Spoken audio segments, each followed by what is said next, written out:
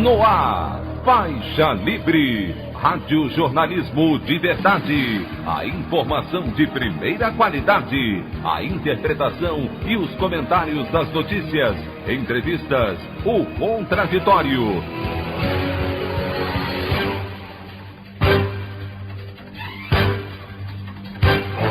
Tudo para aproximar você cada vez mais da realidade do Brasil e do mundo. Apresentação: Anderson Gomes. Estado de São Paulo confirma início da imunização contra o novo coronavírus para o dia 25 de janeiro. Brasil tem mais de 14 milhões de famílias vivendo em situação de extrema pobreza, o maior número desde 2014. Apoiadores de Donald Trump invadem Congresso dos Estados Unidos e promovem quebra-quebra para evitar confirmação de Joe Biden como presidente e promover um golpe de Estado. Essas e outras notícias na edição desta quinta-feira, 7 de janeiro do ano de 2020 do programa Faixa Livre.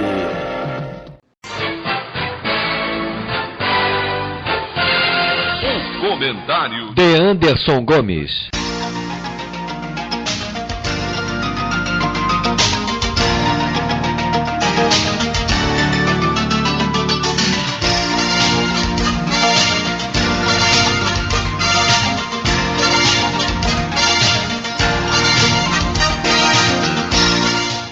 Bom dia, ouvintes. O que muita gente temia acabou acontecendo ontem lá nos Estados Unidos. A tentativa de golpe do presidente Donald Trump, derrotado nas eleições de novembro passado, se configurou após uma invasão de um grupo de apoiadores ao Congresso estadunidense no momento em que era realizada a sessão que confirmaria o democrata Joe Biden como novo chefe da maior potência imperialista do mundo. Os manifestantes depredaram o interior do Capitólio. Pelo menos uma pessoa foi ferida a bala no confronto com policiais em cenas de terror que lembraram as insurreições das mais frágeis republiquetas. Os parlamentares foram levados para um setor isolado no subsolo de um dos prédios do Congresso para que se mantivessem em segurança. A prefeita de Washington decretou o toque de recolher na capital dos Estados Unidos na tentativa de evitar maiores desdobramentos. Uma bomba foi encontrada na sede do Partido Republicano em Washington, outra no próprio Capitólio. O vice-presidente e líder do Senado, Mike Pence, rechaçou a violência algumas horas depois de ter afirmado que não tentaria impedir a vitória de Joe Biden para atender a um pedido do correligionário. Donald Trump, aliás, chegou a fazer um discurso inflamado pouco antes da sessão do Congresso, incitando seus apoiadores a não aceitarem o resultado das urnas. O presidente disse, abre aspas, não vamos desistir jamais, não reconheceremos, fecha aspas, se referindo à vitória do democrata. O presidente eleito, em um pronunciamento em rede nacional, disse o seguinte, abre aspas, as palavras de um presidente importam, não importam o quão bom ele seja. As palavras de um presidente podem incitar. Peço ao presidente Trump que vá à televisão, manter o seu juramento e obedecer à Constituição. Por um fim a isso. Não é manifestação, é insurreição. Fecha aspas. Os próprios aliados dos Estados Unidos na Organização do Tratado do Atlântico Norte, a OTAN, se disseram estarrecidos com o que aconteceu nos Estados Unidos. Agora os desdobramentos são imprevisíveis. O protofascista Trump vinha ensaiando há dias esse tipo de movimentação na tentativa de promover uma insurreição que o obrigue a decretar uma intervenção militar que o mantenha no poder. Mais do que o desenho de um golpe naquela que era tida como a maior democracia do planeta, esse episódio pode ter consequências nefastas, especialmente na América do Sul. O avanço do neofascismo se dá a galope e Jair Bolsonaro tem o cavalo encilhado para promover algo semelhante no Brasil em 2022. Não é por acaso que o presidente da República está empenhado em facilitar o acesso de seus apoiadores a armamentos reduzindo sistematicamente a rastreabilidade das munições e desburocratizando a importação de armas. Se faz urgente a organização das forças democráticas no nosso país desde já, para que o ex-capitão seja retirado do poder por meio de um processo de impeachment, e motivos não faltam para isso. Do contrário, corremos o risco de sofrer com uma nova e sangrenta ditadura no Brasil. A opinião do Faixa Livre. Bandeirantes, 1360. Estamos apresentando Faixa Livre. Voltamos a apresentar Faixa Livre. Estamos de volta, ouvintes, com o início da edição de hoje do programa Faixa Livre, que tem na sua produção a jornalista Celeste Sintra, auxiliada pela também jornalista Natália Moraes, tendo no comando do áudio o Francisco. Meu bom dia a todos. E meu bom dia também a você, que pode aqui participar nos enviando mensagens eletrônicas para o endereço ouvinte@programafaixalivre.com.br ou ainda registrando suas participações diretamente nas nossas redes sociais. No Facebook, nossa página é o Programa Faixa Livre. No Twitter e no Instagram, para deixar o seu recado, basta seguir os perfis @PGMFaixaLivre. Lembrando que as participações por telefone estão inviabilizadas, pois durante o período da pandemia do novo coronavírus, nosso programa está sendo gravado no dia anterior à sua veiculação. Pedimos desculpas aos nossos ouvintes que costumam interagir conosco desta forma, mas foi a maneira encontrada pela equipe do Faixa Livre para mantê-los informados sobre o que acontece no país e no mundo com essa nossa visão crítica, e ao mesmo tempo preservando a saúde dos profissionais que levam o programa ao ar. O Faixa Livre pode ser acompanhado também pelo nosso aplicativo para celulares com sistema operacional Android. O nome do aplicativo é Programa Faixa Livre. Os ouvintes também têm acesso à transmissão pelo nosso site, o www.programafaixalivre.com.br, ou pela página da Associação de Engenheiros da Petrobras, a AEPET, uma das nossas entidades patrocinadoras, no www.aepet.org.br. Para quem perdeu alguma das edições ou quer ouvir novamente o Faixa Livre, os áudios das entrevistas e editoriais estão disponíveis no nosso podcast, nos aplicativos Spotify, Deezer e Castbox. E dando início às nossas entrevistas, eu cumprimento o professor de Ética e Filosofia do Instituto de Filosofia e Ciências Humanas da Universidade de Campinas, a Unicamp, Roberto Romano. Roberto Romano, bom dia! Bom dia. Se é possível se falar em bom dia, no meio de tanta tristeza, de tanto assassinato de Estado, de tanto fascismo, de tanta pobreza, de tanta miséria e de tanta falta de perspectiva de futuro. Mas sejamos otimistas, vamos dizer bom dia apesar de Bolsonaro. Romano, muito obrigado por você estar novamente aqui conosco no programa. Eu quero te desejar um ótimo 2021 com muita saúde e que a vacina contra o novo coronavírus rapidamente apareça por aqui. Romano, nós vivemos tempos muito difíceis no nosso país, agravados dia após dia por essa gestão inepta no Palácio do Planalto. Um presidente da República que nega uma pandemia, que não garante os insumos necessários para a campanha de vacinação e atrasa a imunização na intenção de aparecer na foto ao lado do primeiro brasileiro a receber a vacina. Isso sem contar a crise econômica e social que será ampliada com o fim do auxílio emergencial. Você vê algum horizonte de melhora da situação do nosso país este ano, Romano? Olha, eu acho que a sua pergunta é muito gentil. Inepta é uma administração que não tem competência, mas que não tem dolo nas suas intenções. É inepto, por exemplo, um gestor que não tem auxiliares com competência, que não tem capacidade de previsão do futuro, etc. Essa gestão federal é criminosa, o termo é outro. Ela está sistematicamente promovendo o lucro privado. Veja, o Valor Econômico deu ontem mesmo um dado que deve ser levado em conta. A rede DOR de hospitais lucrou exponencialmente. Uma série de empresas estouraram seus lucros. O que quer dizer que, se tratando de saúde pública, que esse atraso na vacina e essas medidas contrárias à prevenção do coronavírus são intencionais. Elas visam aumentar o lucro dessas empresas que apoiam irrestritamente o atual mandatário do país. Então, eu acho que nós temos que perceber que atrás dessas perspectivas absolutamente de incompetência, existe sim uma competência no crime, né? Esse é um ponto a ser visto. Eu acho que enquanto essa pessoa nefasta não deixar o centro do governo de Brasília, nós teremos esse tipo de crime continuado.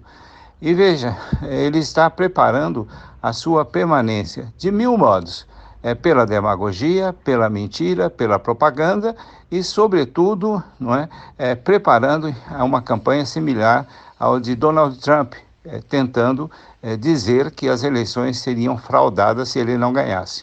Então, isso tudo deve nos fazer estar alertas e exigir, desde agora, o fim desse governo nefasto que foi, infelizmente, eleito na base da fake news, da mentira, da propaganda. O que impressiona, Romano, é a desfaçatez do presidente da República. Na última terça-feira, ele disse aos seus seguidores na saída do Palácio da Alvorada que não consegue fazer nada porque o país está quebrado por culpa tanto da pandemia como da imprensa que denuncia suas falcatruas. O grande detalhe é que nem essa mídia dominante, absolutamente comprometida com os interesses do grande capital, que defende o ministro da Economia Paulo Guedes com unhas e dentes, consegue fazer vista grossa para esse atraso civilizatório que é a gestão do ex-capitão. Desfaçatez, sim, mas, sobretudo, crime, né? Uma pessoa pode ser impudica, pode ser safada, pode dizer coisas inconvenientes, ir contra o decoro. Isso aí não necessariamente muda o seu modo de agir mais profundo. O que ocorre nesse momento é que a desfaçatez, a impudicidade, a falta de vergonha camufla planos que são sinistros, não é? Veja, e não são apenas desse governo, né? A reforma da Previdência, a reforma trabalhista, arrancou de milhões de seres humanos no Brasil a sua capacidade de sobrevivência, pura e simplesmente.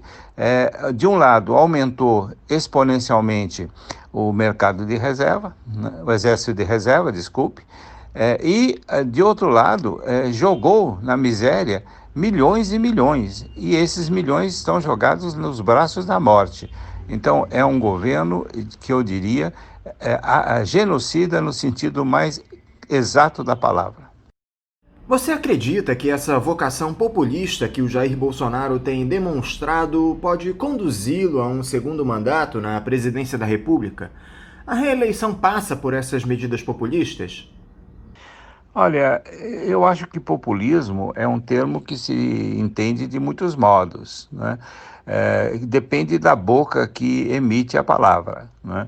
Populista pode ser um governo de esquerda para um adepto da direita, que promove mudanças sociais favoráveis à maioria da população, né? Populista pode ser um governo de extrema-direita que mente e que ilude a população, como é o caso, né, dos ditadores de 64 aqui no Brasil, como é o caso de Donald Trump, como é o caso de Silvio Berlusconi, como é o caso de Jair Bolsonaro, né? Então, eu diria que é preciso tomar um pouco de cuidado com esse termo populismo. O professor Francisco Verfort, nos anos 70 ainda do século XX, escreveu um belo artigo sobre essa questão do populismo, né? É preciso, talvez, voltar a ler o texto do professor Francisco Verfort, que cometeu vários erros na vida pública, é verdade, mas que é um sociólogo de primeira plana e que analisou muito bem essa questão do populismo, né?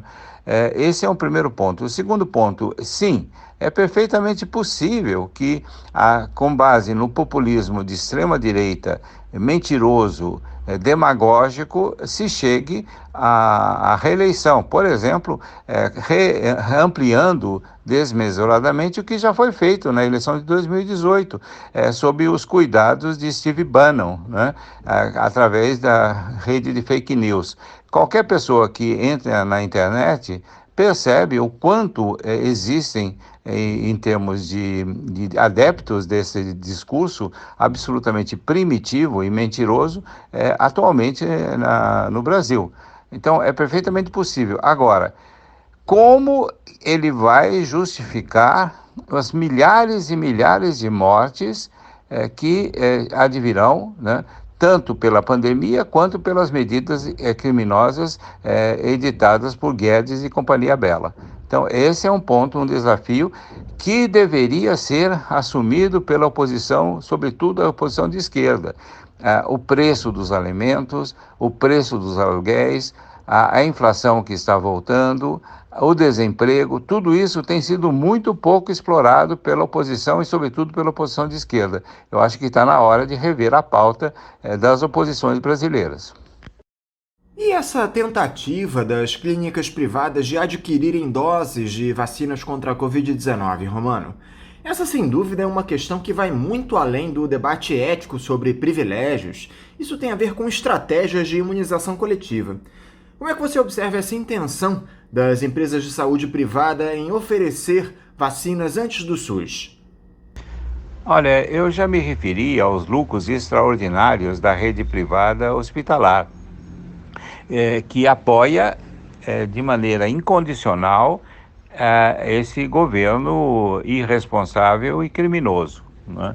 A Redditor, por exemplo, tem tido lucros enormes, fantásticos, mas toda a rede privada que atende a classe média alta para cima, né, essa rede privada tem lucrado muito com essa pandemia, às custas da morte e do sofrimento dos seus empregados, médicos, enfermeiros, etc. A função do capitalismo, é bom lembrar sempre e sempre, não é fazer coisas em benefício da humanidade, mas sim gerar lucro. É o lucro que ordena a lógica do sistema capitalista desde o século XVI, né? Então, é preciso ter bem consciência disso quando nós vemos essa tentativa de fazer a tal da vacinação para a classe privilegiada, em detrimento do que poderia ser feito pelo povo. Agora, veja, a coordenação é perfeita. Enquanto Pazuello segura, com auxílio da Anvisa, na qual tem assento bolsonaristas, e quase que exclusivamente, inclusive o presidente da Anvisa, segura a autorização da vacina chinesa, por exemplo, né? Ele aceita, entre aspas, de bom grado, né, esse tipo de iniciativa privada, né? Eu diria que se trata de uma comunhão negra dos santos. Essa é uma frase que foi cunhada por Maurice Merleau-Ponty, que é um filósofo político do século XIX, do século XX muito importante, que comentava justamente aqueles políticos que eram denunciados por Maquiavel. Comunhão negra dos santos, né? Eles parecem santos, parecem preocupados com a saúde pública, mas eles têm essa comunhão escusa, essa comunhão baixa em busca do lucro.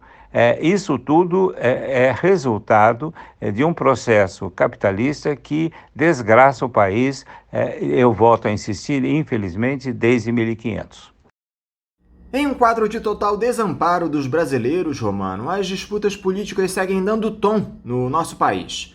Uma delas, e talvez a principal neste momento, tirando a vacina, é essa eleição pela presidência das casas legislativas, em especial a Câmara dos Deputados. a oposição acabou apoiando o candidato do Rodrigo Maia, o Baleia Rossi, do MDB, na tentativa de evitar que o bolsonarista Arthur Lira conquiste a vitória e também visando cargos na mesa diretora e capacidade de barganha naquelas pautas mais prejudiciais ao povo brasileiro, como as privatizações e as reformas. Esse é o momento de se atuar com pragmatismo, Romano, abrindo mão de uma candidatura genuinamente de esquerda, algo que uma ala do PSOL tem defendido. Como é que a opinião pública observa esse tipo de movimento dos partidos progressistas? O que vale mais em um momento como esse? A sua pergunta é estratégica em todos os sentidos. Veja, boa parte das oposições democráticas, e não apenas de esquerda, mas incluindo os liberais, etc., tem sucumbido sistematicamente no Brasil, desde antes da ditadura Vargas, ao realismo político. Realismo quer dizer o seguinte: eu vou colaborar com o menos ruim dos ditadores e para que efetivamente, não é, eu tenha alguma possibilidade de manter certa coerência no meu ideário social, político, econômico, não é? E foi assim que a esquerda perdeu a luta pela anistia, né? Foi o realismo político que fez aceitar a lei de anistia, que beneficiou única e exclusivamente os torturadores, e lei que, diga-se de passagem, foi legitimada por decisão criminosa também do Supremo Tribunal Federal, e que hoje nós colhemos os frutos amargos, não é? Com um apologeta da tortura no governo federal, não é? Então, veja, esse tipo de realismo pode ser muito caro, não em curto prazo, mas em prazo médio e longo, né? Vejamos se é de fato possível fazer como quer a liderança do PT atual, como quer algum setor da social-democracia, você conseguir barrar um pouco as iniciativas de Bolsonaro no Congresso. O problema é o custo disso em prazo longo. Eu acho que se nós abrirmos mãos dos princípios de uma maneira tão forte em função de táticas, nós jogamos fora toda a possibilidade estratégica para a democracia e para a vida política brasileira. Algo que nós ainda não chegamos a abordar, Romano, é a atuação dos militares e essa bolsonarização dos quartéis Brasil afora. O poder político está tomando conta das Forças Armadas, os militares estão talvez deslumbrados, não sei se essa é a melhor palavra, com a relevância e a capacidade de decisão que eles passaram a ter no nosso país. Um dos exemplos da tragédia desse tipo de situação, promovida pelo bolsonarismo, é o Ministério da Saúde, apinhado de oficiais e com uma atuação vergonhosa diante da pandemia. Essa caracterização de deslumbramento dos militares te parece correta, Romano? Como você caracterizaria a relação das Forças Armadas com o governo central? Veja, a questão dos militares é candente no Brasil desde a suposta proclamação da República, né? Um golpe de Estado militar, né, que tinha vários atores, inclusive o próprio presidente escolhido como primeiro presidente do Brasil era monarquista, contrário, portanto, às suas ideias de monarquia, de poder real, né? Havia também o interesse dos militares positivistas, que eram profundamente antidemocráticos. Eles eram modernizadores, proponentes da ciência, da técnica, né, mas contrários a toda a ideia de democracia popular, né? O voto seria uma desgraça para o país. O Brasil deveria ser comandado por militares e engenheiros competentes, né? Aqueles que conheciam a máquina do Estado, a máquina da sociedade, e alertados pelas lições de Augusto Conte, poderiam prever o futuro do Brasil. É por isso que você tem na bandeira brasileira esse dístico que é de origem positivista, ordem e progresso, né?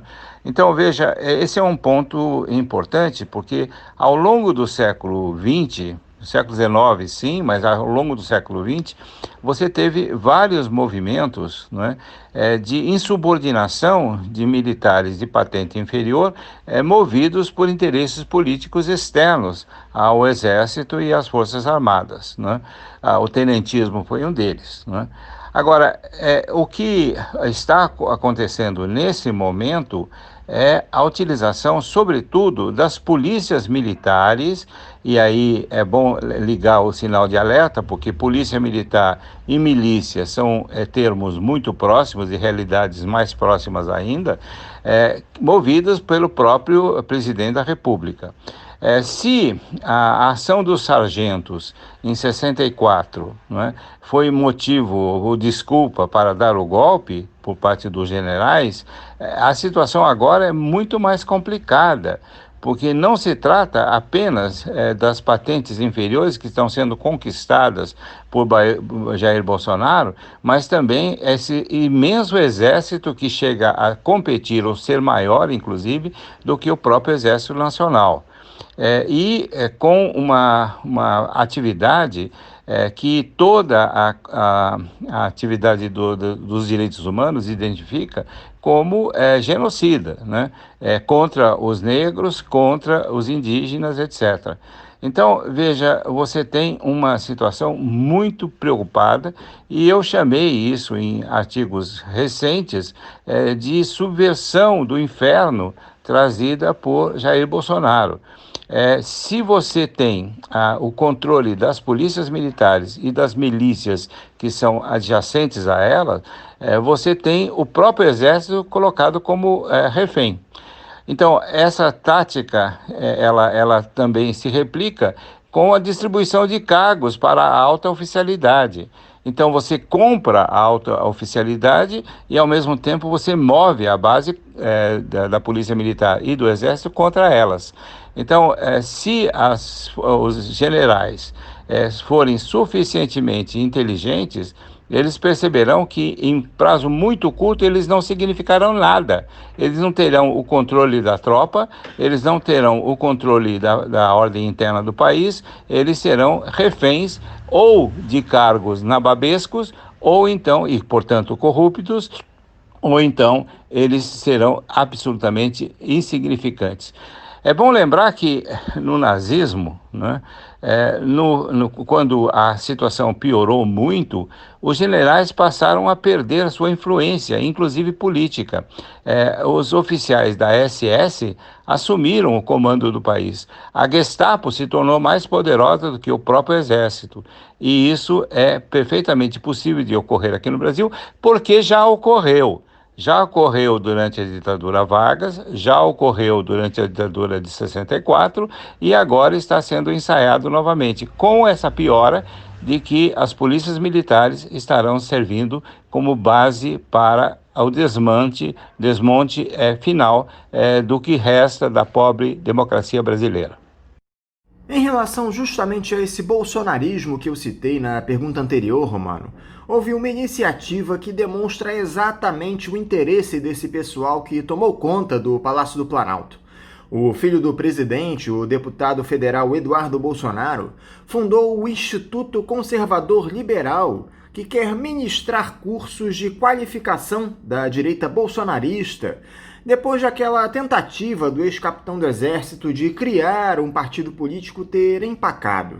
Na programação do curso em construção, constam aulas sobre noções mínimas de ética e filosofia na antiguidade e modernidade, valores e história do conservadorismo, como se comunicar com seu público na internet e eleições, comportamento eleitoral e opinião pública. Qual é a sua análise, Romano, para uma iniciativa desse tipo da turma ultraconservadora? Bom, eu, em primeiro lugar, não diria que é turma ultraconservadora. É uma turma reacionária e fascista. Tem nada ou pouco a ver com o liberalismo clássico, né, que aceitava determinados limites para a ação do capital privado, né. O que nós estamos assistindo é uma maré montante do chamado neoliberalismo, que tem como patrono essencial um jurista que serviu ao nazismo, que é Carl Schmitt, e cujas lições foram assumidas por Hayek e seus similares. O laboratório dessas ideias nazi-liberais, né, foi justamente o Chile, com todos os resultados que nós conhecemos e que a direita brasileira insiste em negar, né?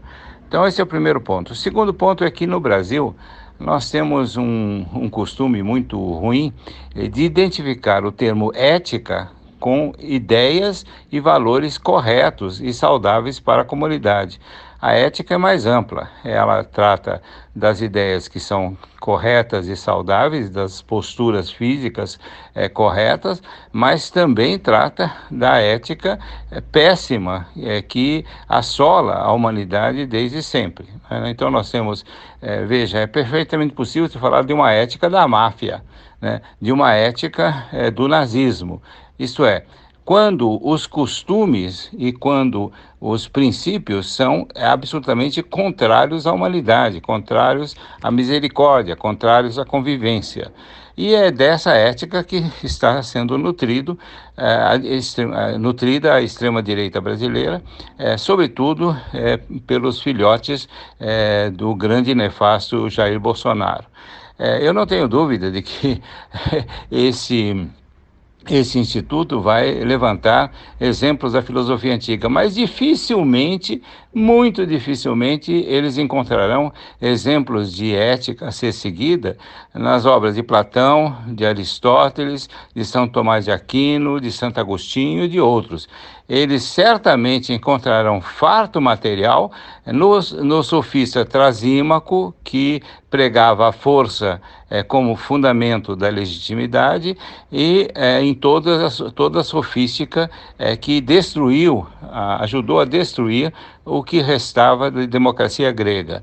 A sofística é a grande ressuscitada nos dias de hoje pelos artifícios anteriores de Goebbels e agora de Bannon e outros mágicos da publicidade. É preciso, então, ficar bem claro que a ética que vai ser estudada nesse pretenso instituto de pesquisa será a ética da submissão, da subserviência. Aliás, agora mesmo esse deputado, né, que teria sido indicado para embaixador do Brasil junto à corte de Trump primeiro, né, foi lá prestar vassalagem para um sujeito que está preparando um golpe de Estado nos Estados Unidos da América. Então, veja, é uma ética tortuosa, bem a exemplo daqueles estudos que são feitos em termos éticos sobre a personalidade autoritária de Theodor Adorno e outros. Então, é preciso ter muita cautela com o termo ética, porque ela pode ser aproveitada. Aliás, ela foi aproveitada enormemente pela quadrilha da Lava Jato na luta contra a corrupção, a ponto das 10 medidas propostas ao Congresso Nacional por essa súcia, está presente a ideia de que se pode justificar ações ilegais, né, do Ministério Público, mas feitas de boa-fé. A boa-fé causa muitos milagres, sobretudo o milagre do golpe de Estado que levou, não é, ao governo hoje Jair Bolsonaro. E como seria uma aula de noções mínimas de ética e filosofia desse pessoal, Romano? Que tipo de ensinamentos poderiam ser dados? Quem poderia ministrar uma disciplina como essa, na sua opinião? Olha, eu tenho sugestões, ou talvez intuições, de como seria o currículo, né? Tortura 1, tortura 2, tortura avançada, né? Mentira 1, mentira 2, mentira 3, controle corrupto do aparelho do Estado, 2, optativas, estudo da população brasileira, enfim, é um currículo muito bonitinho que levaria, então, os formados a se tornarem perfeitos torturadores, perfeitos propagandistas e demagogos a serviço do Tonton Macuti nacional, liderado pelo nosso querido e nefasto presidente. Para finalizar, Romano, diante de tanto atraso, de tanta falta de humanidade dos nossos representantes na política, onde a população brasileira pode buscar abrigo nesse novo ano? O único abrigo da população brasileira é ela mesma. Não existe um terceiro, não existe esperança fora dela. Aliás, eu gostaria de lembrar novamente o trabalho magnífico que tem sido feito na favela Paraisópolis, aqui em São Paulo, que deveria ser propagado e exposto para todo o Brasil. É uma favela que se organizou, que tem inclusive um serviço de horta próprio, de alimentação própria, de trabalho de administrativo e de saúde, enfim, há toda uma maneira de autodeterminação que deveria ser seguido e radicalizado. Eu acho que fora disso não há esperança nenhuma no aparelho de Estado brasileiro, que se tornou absolutamente obsoleto desde os anos 30 do Brasil. Ele é um Estado absolutista, com privilégios, ignorando e desrespeitando a soberania popular, e, portanto, esse soberano popular só pode ter confiança em si mesmo. Eu acho que mesmo aqueles setores que se proclamam democráticos e até mesmo de esquerda, eles não estão a dever muito para o povo soberano brasileiro. Roberto Romano, muito obrigado mais uma vez por você dialogar aqui conosco no Faixa Livre. Eu quero te desejar novamente um grande ano de 2021, te desejar também um bom dia de trabalho e um forte abraço. Bom dia para você, para seus ouvintes, para o Paulo Passarinho, para a Dona Celeste, para que a gente tenha, de fato, um ano de luta e não um ano de intimidação e de medo. Um grande abraço e até logo. Conversamos aqui com o professor de Ética e Filosofia do Instituto de Filosofia e Ciências Humanas da Universidade de Campinas, a Unicamp, Roberto Romano. Como vocês, ouvintes, sabem, o Faixa Livre tem passado por um processo de transição nos últimos tempos, que provocou algumas mudanças e também adaptações às novas tecnologias.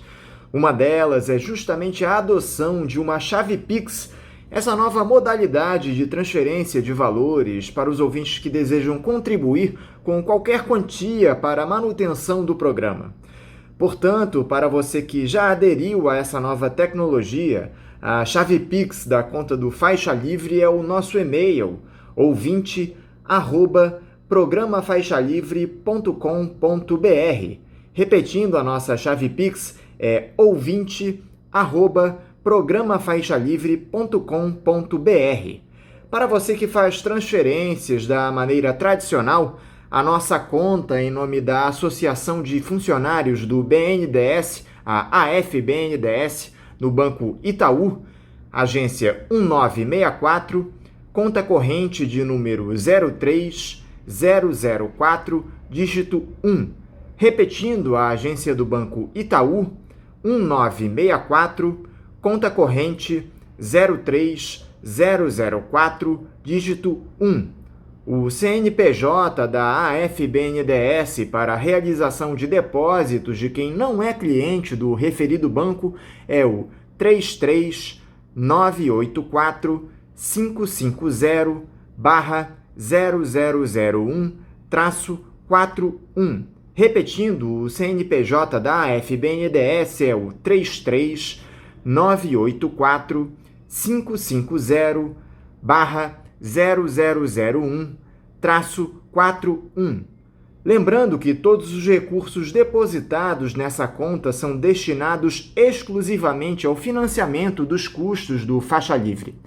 Para quem não conseguir anotar as informações referentes à conta, Elas estarão disponíveis no nosso site, o www.programafaixalivre.com.br e nas nossas redes sociais, no Facebook, Twitter e Instagram.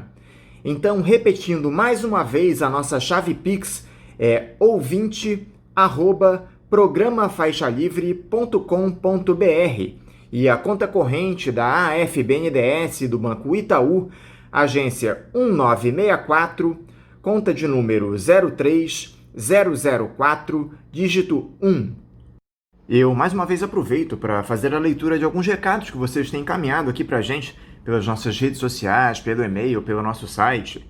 No nosso YouTube, a Simone Ramos de Queiroz nos diz aqui: excelente início de ano, 3 ótimas entrevistas. Que bom que você gostou, Simone, dessas entrevistas que nós fizemos na última segunda-feira. Muito obrigado pela tua audiência. Ela se refere às participações do vereador Chico Alencar, do professor de Economia Vitor Araújo e do professor de História Contemporânea Bernardo Kocher. O Gustavo Pinheiro Machado faz uma crítica aqui pelo Facebook à entrevista que nós fizemos com o Chico Alencar. Ele diz: meditar, quanta idiotice. Vocês é que precisam apresentar uma saída radical e não mais do mesmo. Esse lixo eleitoreiro. Então, Gustavo, a nossa classe política de fato tem apresentado uma série de deficiências nos últimos tempos. Mas, infelizmente, essa ideia de uma saída radical parece não estar no radar da nossa política, não é mesmo, meu amigo? O que está colocado são os velhos pragmatismos que nós já vemos há muitos anos aqui no nosso país. Infelizmente, Gustavo, eu te agradeço mais uma vez a tua mensagem.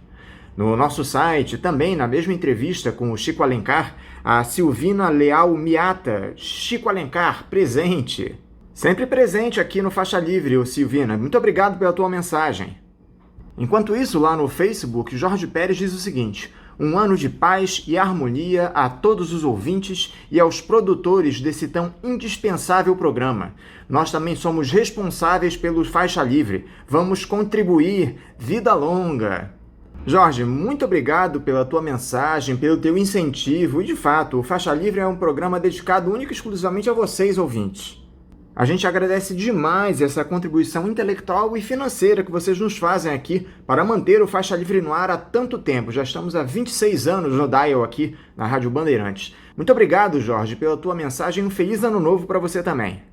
Já o André, nosso ouvinte histórico lá do Morro da Formiga, nos manda 2 recados aqui lá pelo YouTube. Ele diz: bom dia, família Faixa Livre. É espantoso e absurdo o contorcionismo e malabarismo dos segmentos da dita esquerda para se movimentar neste mar de chorume que é o Congresso Nacional. Impressionante a desfaçatez e incapacidade de nada propor, além de se adaptar ao que já está posto, e também não admitir os erros gigantescos cometidos nos 13 anos de lulopetismo. Odioso e lamentável. Insisto respeitosamente na minha contrariedade pelo gigantesco espaço dado a estes impostores com seus eternos exercícios de retórica em nossa valiosa trincheira radiofônica. Abraços. E ele volta a participar dizendo: quanto às críticas à qualidade do voto popular, elas certamente são feitas em sua maioria por pessoas desconectadas da realidade das favelas e áreas periféricas do nosso Rio de Janeiro, mais especificamente. Nossa gente está sob a negativa e constante influência do que existe de pior. Seitas neopentecostais e monopólios de comunicação a serviço dos poderes constituídos são alguns dos exemplos daquilo que envenena e infelicita a nossa população cotidianamente. Abraços. Abraço para você também, André. Então, André, nós temos tentado aqui no programa diversificar os entrevistados. Você vai perceber que nos próximos dias novas vozes vão entrar aqui para conversar conosco no Faixa Livre. Agora, eu concordo plenamente com essa sua crítica às seitas neopentecostais e monopólios de comunicação que você cita aqui a serviço dos poderes que estão colocados no nosso país. Infelizmente, os governos petistas não combateram o monopólio da comunicação lá durante os 13 anos em que estiveram no poder. Essa que é a verdade, não é isso, André? Muito obrigado mais uma vez pelo teu recado. Lembrando a todos os ouvintes que queiram se comunicar aqui com o nosso programa, eles podem enviar as suas mensagens pelas nossas redes sociais, no Facebook, Twitter e Instagram, pelo nosso canal no YouTube, que é o Faixa Livre, pelo nosso e-mail, o ouvinte@programafaixalivre.com.br ou então pelo nosso site, o www.programafaixalivre.com.br. Vamos agora ao nosso primeiro intervalo. Voltaremos já já. Voltamos a apresentar Faixa Livre. Já voltamos, ouvintes, e agora eu saúdo o jornalista e membro da Comissão de Defesa da Liberdade de Imprensa e dos Direitos Humanos da Associação Brasileira de Imprensa, ABI, Rogério Marques. Rogério Marques, bom dia. Bom dia, Anderson Gomes. É um prazer estar aqui com vocês do programa Faixa Livre. Aproveito para desejar a todos, a você e a todos os ouvintes, um ano novo bom, bem bonito e bem melhor do que esse 2020 que passou, que foi meio puxado, né? Eu quero te agradecer, Rogério, por essa entrevista que você nos concede aqui ao Faixa Livre e te desejar um feliz ano novo.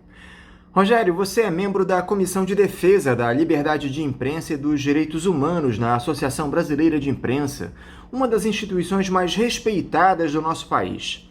Antes de nós tratarmos das questões mais objetivas, eu gostaria que você explicasse para os nossos ouvintes, por favor, como se dá o trabalho dessa comissão, a composição dela, se há uma equipe jurídica que dá amparo ao trabalho de vocês.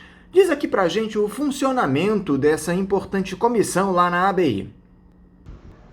Anderson, a nossa comissão ela é composta por 15 pessoas, 15 jornalistas que atuam em diversas áreas. E nós não temos um departamento jurídico propriamente, mas existem tanto na nossa comissão, como na ABI, no Conselho Deliberativo, na direção, advogados, existem militantes em diversas áreas que fazem um trabalho, quando necessário, fazem um trabalho junto a esses casos que normalmente acontecem, tanto da questão de direitos humanos, quanto de violação de liberdade de expressão. Casos que são cada vez mais comuns diariamente, infelizmente, até por causa desse governo que nós temos aí no momento, né? Além disso, nós atuamos também em parceria com outras entidades, com ONGs, entidades como a OAB, CNBB, ONGs diversas, que estão também aparelhadas, estão mais equipadas para atender a essas demandas diárias, né? E a nossa comissão, a Comissão de Defesa da Liberdade de Expressão e dos Direitos Humanos, ela é presidida pelo nosso companheiro Cid Benjamin, que é o vice-presidente da ABI. O presidente é o Paulo Jerônimo de Souza, conhecido como Pajé. Essa é a nossa estrutura. Situações de desrespeito aos direitos humanos no nosso país nos últimos tempos não faltam, Rogério, infelizmente, em especial aqui no Rio de Janeiro. Que casos vocês têm acompanhado mais de perto nesse momento lá na comissão? Pois é, Anderson, como você diz, casos de desrespeito aos direitos humanos não faltam aqui no nosso país e principalmente no Rio de Janeiro, como nós temos acompanhado. E esses casos, eles atingem principalmente as populações pobres de comunidade, de favelas, populações negras, principalmente jovens negros, né? E até crianças têm sido vítimas constantes, frequentes desse tipo de desrespeito, né? Eu li ainda ontem no jornal É o País que 12 crianças morreram baleadas em 2020 no estado do Rio de Janeiro, todas elas negras, né? Um caso que nós acompanhamos, por exemplo, foi o caso das primas Rebeca Beatriz dos Santos, de 7 anos, e Emily Vitória Silva dos Santos, de 4 anos. Elas foram mortas por um tiro na porta de casa, na comunidade Barro Vermelho, em Duque de Caxias. Os moradores dizem que foi durante um confronto, uma ação policial no morro. E essas ações policiais desastradas, elas se repetem com uma frequência inacreditável, né?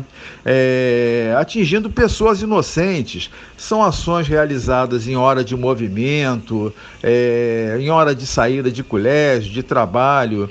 Esse caso foi uma das tragédias acontecidas no ano passado, né? Porque são vários casos.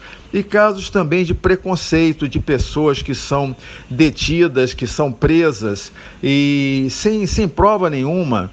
Houve 2 casos em Niterói no ano passado.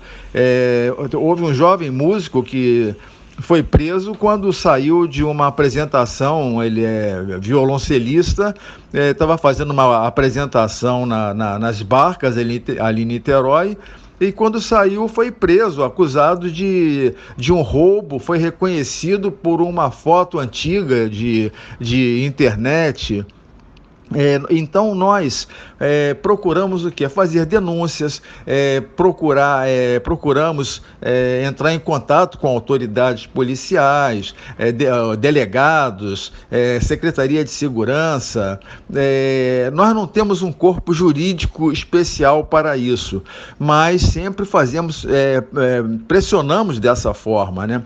Entrando em contato com autoridades, denunciando com matérias, entrando em contato com as famílias.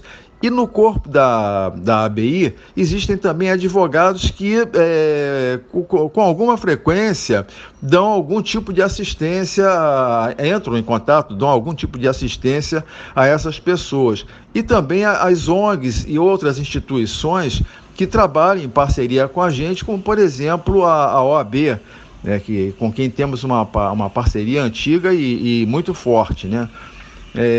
Enfim, são casos inúmeros, né? Eu lembro também, em maio do ano passado, o caso do menino de 14 anos, João Pedro Matos, que foi morto com um tiro lá na comunidade do Salgueiro, em São Gonçalo, durante uma ação conjunta das polícias federal e civil.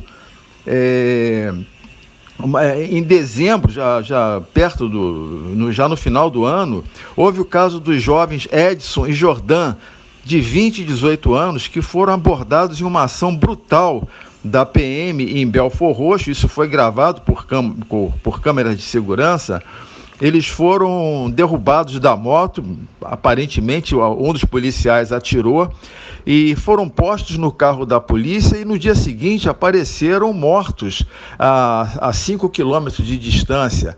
Esse caso está ainda sendo apurado. Enfim, nós entramos sempre em contato com autoridades, denunciamos com matérias, e essas matérias são multiplicadas nas redes sociais. Isso tem um peso, sem dúvida tem um peso, mas são muitos os casos, né? São casos que acontecem quase diariamente, sabe? Quase diariamente. Existem casos também que acabam caindo no esquecimento, porque que não tem a apuração rigorosa que mereceriam, né? Eu lembro, por exemplo, uma ação violentíssima da Polícia Militar em fevereiro de 2019, que deixou 15 mortos em comunidades da região central do Rio. Nessa ocasião, 9 jovens foram mortos em uma casa no Morro Falé, ali na região central, ali perto de Santa Teresa, e os moradores dizem que eles se renderam, mas foram executados dentro dessa casa. Não houve nenhum policial ferido do outro lado, o que reforça essa hipótese, né? Mas até hoje isso está caminhando para cair no esquecimento, infelizmente. E essa situação, Anderson, ela se agrava porque, no momento, nós temos um presidente da República que estimula a violência. É uma pessoa que defende a tortura, a prática da tortura, que é uma das práticas mais degradantes da humanidade. E, infelizmente, a tortura é uma prática também nas delegacias, nos presídios do Brasil. E quando aparece um presidente da República que defende essa prática, e ele já declarou isso em entrevistas de televisão, isso está gravado, quando aparece alguém dessa maneira, as forças policiais acabam sendo estimuladas a agir dessa forma, a aumentar a violência e dá no que nós temos visto, né? Agora, qual é o principal objetivo de vocês nessa comissão, Rogério? Vocês querem auxiliar as famílias das vítimas de violação dos direitos humanos? Acham que podem, de alguma forma, ajudar a reduzir o número de casos?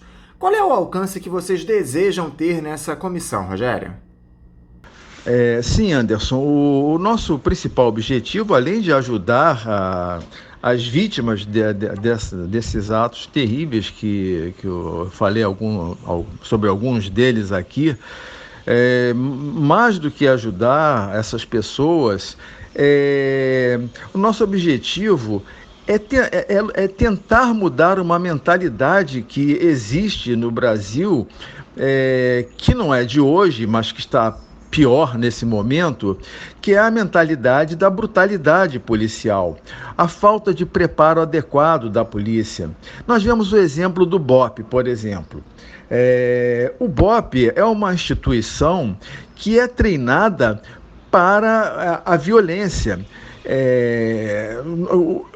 O BOPE fica em Laranjeiras e não é de hoje que moradores, jornalistas inclusive, denunciam o treinamento do BOPE pelas ruas do bairro de Laranjeiras, quando eles estão treinando, correndo, fazendo corrida e cantando refrões. Há 10 anos, talvez até mais, eu lembro que o jornalista Fritz Utzeri, já falecido, ele denunciou aos jornais um dos refrões que o BOPE cantava nesses treinamentos é: homem de preto, qual é a sua missão? Entrar pela favela e deixar corpos no chão. Isso cantado assim nas ruas de um bairro aqui da Zona Sul do Rio, publicamente. Então nós imaginamos o que acontece, qual é o treinamento que esses soldados recebem fora das ruas, entre os muros daquela instituição. Então, o objetivo da nossa comissão de defesa da liberdade de expressão e dos direitos humanos é tentar mudar essa mentalidade, nos unirmos com outras instituições no Brasil, e nós temos feito isso, para tentar mudar essa mentalidade, para fazer um país mais justo, menos desumano do que esse que nós temos vivido, né? Em um cenário como esse, Rogério, de exacerbação da violência no nosso país, inclusive por parte das forças de segurança, qual é a influência que tem uma gestão federal com ligações claras com milicianos, que ataca a democracia, os veículos de comunicação, tenta invalidar as liberdades individuais, que adota um discurso belicista? Qual é o peso que tem o governo de Jair Bolsonaro neste quadro, Rogério? Anderson, como você lembrou, o governo do Jair Bolsonaro, ele, em todas as frentes, ele procura destruir, atacar, demolir conquistas históricas, como a liberdade de expressão. Você repara as escolhas dele para os ministérios, né? Ou secretarias. Você vê que no Instituto Palmares ele botou uma pessoa lá, o Sérgio Camargo, que é contra o movimento negro, que dá declarações inacreditáveis. Na área do meio ambiente, ele botou o Ricardo Salles, que tem essa gestão desastrosa que está tendo. É uma coisa inacreditável o que ele faz, né? Aquela ideia de passar a boiada é exatamente o perfil dele, né? Que permite, que leva a essa destruição que nós estamos vendo de uma das coisas mais preciosas que nós temos. Então, em todas as áreas, o governo do Jair Bolsonaro, ele trabalha para destruir. Você vê agora mesmo que também isso está muito associado aos direitos humanos. essa questão da pandemia que nós estamos vivendo. O que o Bolsonaro faz nessa área é rigorosamente criminoso. Isso é motivo para impeachment, é motivo para julgamento até por um tribunal internacional penal de tão grave. Ele estimula aglomerações, participa de aglomerações, estimula o não uso de máscaras, ele vai contra a ciência em todas essas áreas. A vacinação, enquanto você vê chefes de Estado de várias tendências políticas tomando vacina para dar o exemplo, ele diz que não vai tomar a vacina, ele desestimula a vacinação em massa. Então, isso é rigorosamente criminoso. É até difícil entender como uma pessoa que faz, com esse histórico todo, que faz tudo isso, que comete esses crimes, continua governando o país, ou desgovernando o país, levando o Brasil a uma tragédia como o Bolsonaro está levando. Não é à toa que a ABI, no ano passado, entrou com um pedido de impeachment do Bolsonaro junto à Câmara dos Deputados. Já são cerca de 50 pedidos de impeachment. E porque nós não sabemos em que isso vai dar, a que vai levar essa atuação do Bolsonaro. Ele flerta com golpe o tempo todo, ele já participou de manifestações golpistas, então é um desastre. E a consequência disso, na área dos direitos humanos, principalmente, é o desastre que nós estamos vendo, porque já existe toda uma carga de desrespeito aos direitos humanos no Brasil. O Brasil viveu mais de 3 séculos de escravidão, e isso deixou marcas profundas. E o que o Bolsonaro faz em vez de tentar apagar isso, de desfazer, de avançar no sentido de um país mais justo, mais humano, ele procura, ao contrário, ele procura reforçar preconceitos, ele procura destruir o que foi construído. Então, qual é o exemplo que ele dá aos policiais, por exemplo, né? O que ele dá como exemplo aos policiais?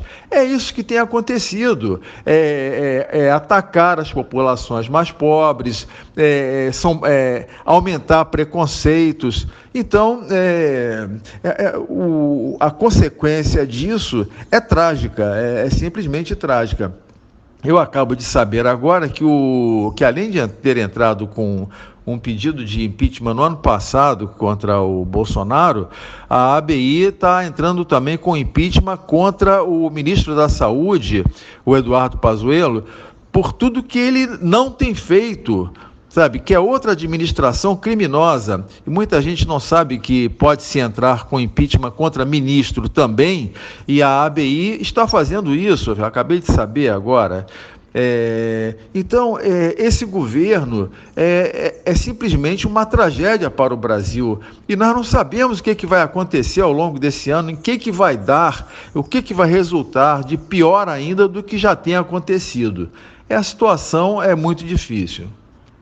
Já houve alguma tentativa do Palácio do Planalto em cercear o trabalho de vocês na Comissão de Defesa da Liberdade de Imprensa e dos Direitos Humanos, Rogério? Ainda que de forma velada? Anderson, nunca houve assim uma tentativa direta do governo do Jair Bolsonaro de intervir ou cercear o trabalho da Comissão de Direitos Humanos e Liberdade de Expressão da ABI. Mas a questão é que o Bolsonaro ele faz isso contra a imprensa, de um modo geral, diariamente, né? Todos os dias. Você vê que ainda anteontem, né, ele falando para apoiadores, disse que o país está quebrado, que ele não consegue fazer nada e que ainda tem essa imprensa sem caráter, Quer dizer, ele está sempre jogando o povo contra as instituições democráticas. Quando ele fala que não consegue fazer nada e que o país está quebrado, eu, sinceramente, eu vejo nisso um aceno a um golpe. Eu vejo claramente isso, porque se ele não consegue fazer nada e se a imprensa atrapalha, o que é que ele está sugerindo? Nós sabemos que a tentação autoritária, a tentação pelo golpe está nas origens do Jair Bolsonaro.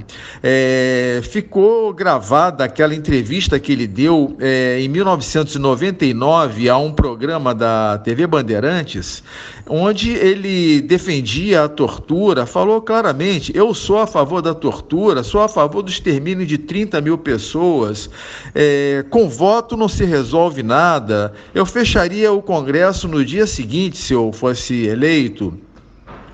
Ora, ele não fez isso ainda porque por falta de condições básicas para isso, né? Porque ainda há alguma resistência democrática por parte das instituições. Mas que a tentação dele é grande, e ele vive tentando fazer isso. Eu não tenho a menor dúvida que o Bolsonaro sonha com um golpe, e eu não sei também até quando ele vai esticar essa corda e como isso vai se dar, mas que ele tenta, e faz isso todos os dias atacando a imprensa, né? Ainda em dezembro, na formatura de policiais militares aqui no Rio, ele falou, né, claramente que para os jovens soldados que a imprensa sempre estará contra vocês. Quer dizer, ele joga as instituições, inclusive os militares, né, contra a imprensa o tempo todo. É uma atuação criminosa, E como tem se dado o diálogo de vocês da comissão com os veículos de imprensa, Rogério? Um dos alvos preferenciais da gestão de Jair Bolsonaro.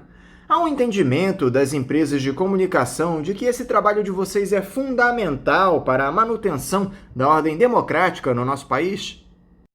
Anderson, o diálogo da ABI e da Comissão de Defesa da Liberdade de Expressão e Direitos Humanos com os órgãos de imprensa tem sido muito bom.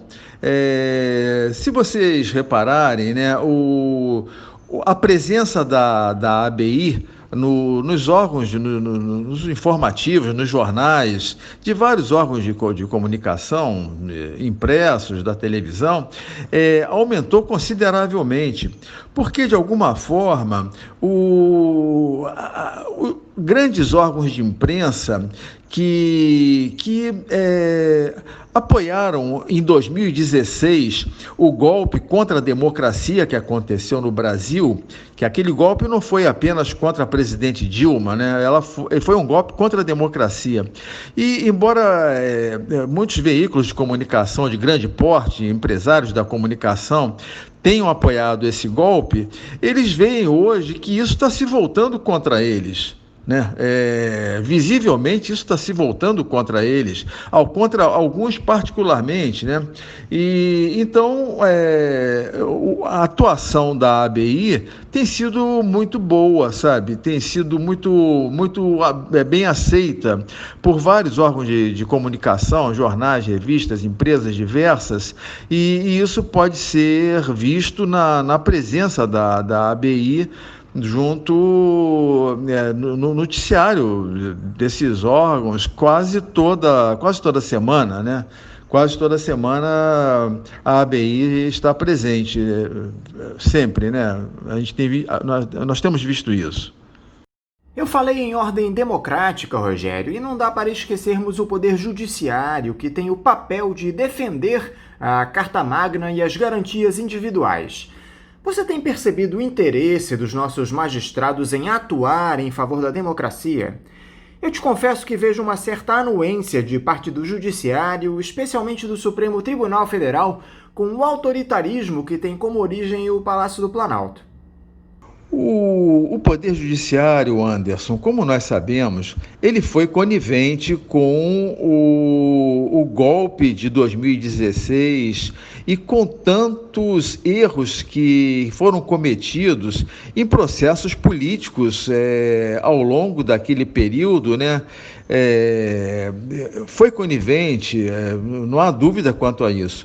Agora, na minha avaliação, o STF parece que ele está tentando se redimir de alguns erros que cometeu, tentando conter alguns arroubos autoritários do Bolsonaro. Eu percebo isso, eu noto isso, principalmente da parte de alguns ministros, mais do que de outros, né? Parece que é uma tentativa de reparar erros cometidos e eu também não tenho dúvida, Anderson, que aquele golpe de 2016 abriu a porta do inferno, né? De onde saiu o Bolsonaro. Eu não tenho a menor dúvida disso, que aquele golpe de 2016 abriu a porta do inferno de onde saiu o Jair Bolsonaro. Eu entendo, eu não vejo, algumas pessoas dizem, esse governo foi eleito, é legítimo. Eu não vejo nenhuma legitimidade nesse governo que está aí. A menor legitimidade. Esse governo está aí porque foi a maneira como ele foi posto ali por um golpe, pelo golpe de 2016. De que maneira? Ele chegou ali levado por esse golpe, porque, se você lembrar bem, quando o Bolsonaro concorreu, havia o candidato preferencial em todas as pesquisas eleitorais, que era o ex-presidente Lula. Ele estava preso. E não pôde disputar. Hoje nós vemos cada vez mais que aqueles processos eram processos políticos. Se nós lembrarmos bem, a Comissão de Direitos Humanos da ONU recomendou ao Brasil, na ocasião, que o Lula tivesse o direito de concorrer à presidência da República. Então aquela eleição foi uma eleição falseada de todas as formas. Aquilo ali abriu caminho para o Bolsonaro. Na verdade, o que me parece é que a classe dominante do país, os empresários, todos eles, né? Os grandes empresários, a Fiesp, os grandes empresários da mídia, inclusive, eles tinham a intenção de botar no lugar da Dilma alguém assim com um perfil neoliberal clássico, né? Mas não esperavam, acredito que eles não esperavam que o Bolsonaro fosse aproveitar aquela brecha e crescer e chegar ao poder. Eu acho que eles não acreditavam nisso. E o que nós estamos vendo hoje é esse desastre aí, é o Bolsonaro se voltando contra muitos daqueles que ajudaram ele a chegar lá, né? A minha percepção é essa. A ação das forças democráticas, Rogério, especialmente dos partidos da dita esquerda, tem se dado de maneira satisfatória, na sua opinião? Anderson, eu acredito que sim. Eu tenho acompanhado, tenho visto a atuação dos partidos de esquerda, alguns de centro-esquerda também, que eu considero importante no atual processo, muito importante. O que eu acho é que deveria haver mais unidade entre esses partidos, com vistas à oposição e mesmo ao impeachment de Jair Bolsonaro. Eu acho que todas as forças, ao centro, à esquerda, que nesse momento são contra Jair Bolsonaro, deveriam se unir para tirá-lo do poder com o impeachment, através do impeachment, tirá-lo legalmente através do impeachment, porque eu não vejo outro caminho para o Brasil, eu não vejo como o Brasil pode prosseguir com essa tragédia que esse governo insano, esse governo criminoso está com essa atuação. Então, eu acho que deveria haver, nesse momento, cada vez mais, uma unidade de todas as forças que estejam contra Bolsonaro, porque só vejo futuro, só vejo saída para o Brasil quando essa pessoa estiver fora do poder e quando for julgada pelos crimes que está cometendo. Mais do que isso, mais do que ser tirado do poder por um impeachment, responder aos crimes que está cometendo. Dá para nós vislumbrarmos um horizonte de melhoria desse panorama de desgaste da nossa democracia, de ameaça às liberdades, de recrudescimento da violência estatal, Rogério? Que tipo de iniciativa ou instrumento poderia fazer com que tivéssemos uma democracia efetivamente consolidada no Brasil? Anderson, como eu falei, a única maneira que eu vejo de se avançar no processo democrático aqui no Brasil, que é um processo recente, né, se nós pensarmos bem, nós vivemos 21 anos daquele golpe, né? Daquele golpe militar. Então, a única maneira que eu vejo de nós avançarmos nisso, em primeiro lugar, é tirando o Bolsonaro através de um impeachment. Com ele no poder, as coisas só vão piorar, vão se agravar cada vez mais, né? E acima disso, sabe, Anderson, eu acho que é preciso que o Brasil precisa avançar numa mudança de mentalidade. Uma mudança de mentalidade das classes dominantes, as chamadas elites, né, que não permitem mudanças. Se você reparar bem, através dos tempos aqui no Brasil, nós estamos pagando hoje a falta de reformas que alguns tentaram fazer lá para trás, lá pelos anos 50. Você repara bem que contra o Getúlio Vargas se tentou um golpe e acabou levando o Getúlio ao suicídio. O que incomodava ali foram as reformas que o Getúlio Vargas fez. Depois disso, 10 anos depois, foi o golpe contra o presidente João Goulart, que também tentava fazer reformas importantíssimas, reformas básicas e que foram impedidas pelo golpe. Então, sempre que se tentou um país mais justo, mais humano, mais igual, né, com direitos para todos, na educação, na saúde, sempre que se tentou isso, essas tentativas foram golpeadas. Então, eu acho que se não houver uma mudança de mentalidade da chamada elite, dessa classe dominante, que não permite, que não abre mão de dividir nada, é um egoísmo doentio. Se não houver mudança nessa mentalidade, nós vamos continuar andando para trás. Vamos continuar andando. Você vê que em 2013 o golpe se repetiu também, porque o problema ali não eram erros eventuais cometidos ali pela presidente Dilma, pelo PT. O problema não era esse. O problema foram os acertos nas áreas sociais, nas áreas da educação. É isso que queriam acabar e acabar de destruir qualquer resquício de conquistas trabalhistas históricas dos trabalhadores, como fizeram, né, a partir do governo Temer, e continuam fazendo, né, e com destruição do patrimônio brasileiro, privatizações e por aí afora.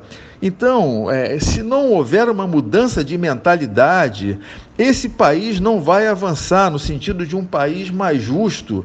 Não vai, ele vai ficar vivendo isso que está vivendo. E essa violência que o país vive hoje, com um número assustador de assassinatos por ano, de homicídios por ano, isso aí é fruto de tudo isso.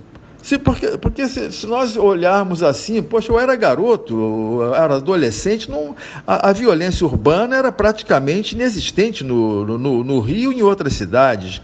Por que em 30 anos, 40 anos aumentou dessa forma? Isso está ligado, isso está relacionado também ao aumento da miséria. As favelas da minha infância viraram complexos. Complexos que envolvem 5, 6 bairros. A pobreza, a miséria está associada a isso também. Então, se não houver uma mudança, se não houver reformas profundas e mudança de mentalidade, o Brasil vai continuar desse jeito. Infelizmente, é o que eu acho, entende? Rogério, eu gostaria de falar agora a respeito de uma importante iniciativa que vocês da ABI tomaram na última quarta-feira, pedindo o impeachment do ministro da Saúde, o general Eduardo Pazuello, por crime de responsabilidade. Parece que vocês já deram até entrada nesse pedido lá na Câmara dos Deputados, não é isso, Rogério? Sim, Anderson. A ABI já deu entrada, já protocolou o pedido de impeachment do ministro da Saúde, Eduardo Pazuello, na Câmara dos Deputados. Porque muita gente não sabe, mas a lei brasileira, ela prevê também o impeachment de ministros e não apenas dos chefes do executivo. E o que o ministro Pazuello tem feito, e que é reflexo do governo de Jair Bolsonaro, é exatamente o reflexo, né? É algo caótico, né? É algo caótico. Nós já estamos chegando às 200 mil mortes. Inúmeros países estão vacinando a sua população e o Brasil está atrasado nisso. Pessoas morrendo. E eu até imagino, sabe, o Anderson, quantas pessoas terão morrido por seguir o exemplo de Jair Bolsonaro, de não usar máscara, de evitar aglomerações, de achar que isso é coisa de maricas. É tudo inacreditável, Então, a ABI deu entrada em um pedido assinado pelo presidente Paulo Jerônimo de Souza, o Pajé, pelo presidente da ABI, e já deu entrada.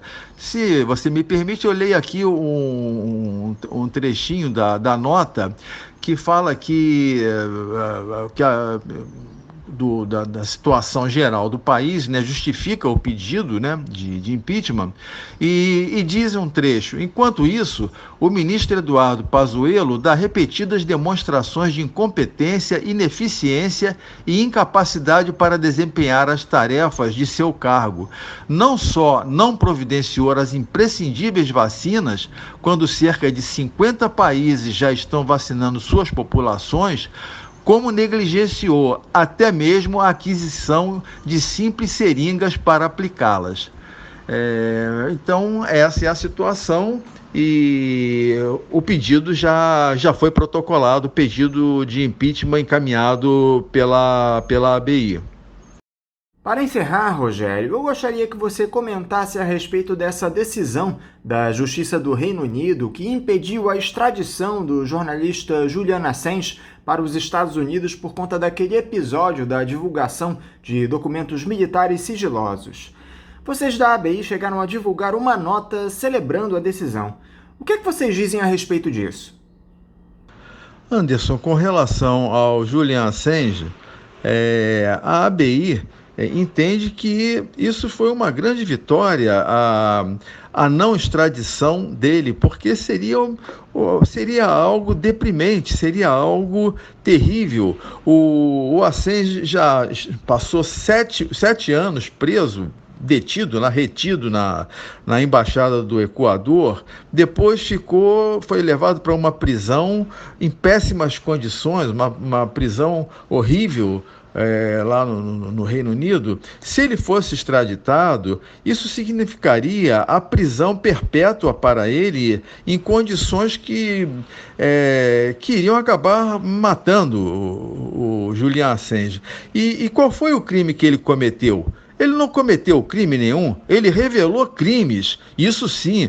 ele revelou ao mundo crimes praticados pelos Estados Unidos, crimes de espionagem, crimes de massacres nas guerras que os Estados Unidos cria, como aconteceu no caso do Iraque, né? O Iraque foi um país massacrado pelos Estados Unidos, foram mais de 50 mil civis mortos, o país foi arrasado, foi destruído e até hoje é um país em escombros, é um país que não se reergueu até hoje. E por quê? Pela questão alegada dos crimes das armas de destruição em massa, que depois se provou que era uma mentira. O próprio governo americano reconheceu que aquilo não existia. Então, o que o Assange fez foi revelar isso, foi revelar crimes. Ele não praticou crimes, ele revelou crimes. Então, a não extradição dele foi uma vitória das forças democráticas que se uniram para isso no mundo inteiro, entre elas a ABI. Que fez várias petições, notas e pedidos. Isso foi uma vitória, sem dúvida, das forças democráticas e que deve ser comemorada. Rogério Marques, mais uma vez, muito obrigado pela disponibilidade em estar aqui conosco no programa. Eu quero te desejar mais uma vez um grande ano de 2021, deixar aqui o meu abraço e te desejar um bom dia. Anderson, eu agradeço muito a vocês todos aí, quero também desejar um bom ano para vocês e para todos os ouvintes do Faixa Livre e agradeço também esse espaço tão importante para a ABI, o espaço desse programa que é fundamental nesse momento tão difícil que o Brasil está enfrentando. Tá? A ABI está sempre à disposição de vocês e que fiquem bem. Um bom dia para todos aí, tá?